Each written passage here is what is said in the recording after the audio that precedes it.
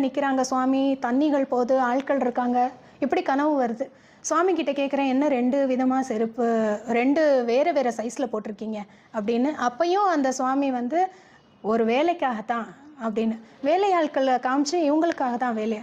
அவங்களுக்கு நீங்கள் கொடுத்தாலும் ஒரே சைஸில் தானே சுவாமி கொடுக்கணும், 2 வேறு வேறு சைஸில் நீங்கள் கொடுக்குறீங்க வச்சுருக்கீங்களே, அது எப்படி அவங்க போட்டுக்க முடியும் அப்படின்னு கேட்டுட்டே கனவு கலைஞ்சிட்டு சுவாமி வேலைக்காக அப்படின்ற வார்த்தையை சொல்கிறாங்க.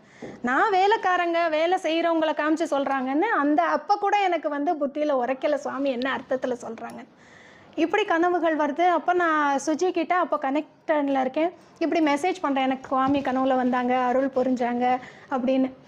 அப்போ அனுகிரகம் சுவாமியோடது ஆட்கொண்டுறாங்கன்னு கொஞ்சம் கொஞ்சமாக இது கேட்கும்போது பையனோட பிறந்த நாள் வருது. எதேர்ச்சியாக பாரத் மாதா மந்திர் பக்கத்தில் இருக்குதுன்னு தெரிய வருது. அதுவும் சுவாமியோட டிவோட்டி ஒருத்தவங்க சொல்லி சாது ரங்கராஜியை பற்றி பேசுகிறாங்க.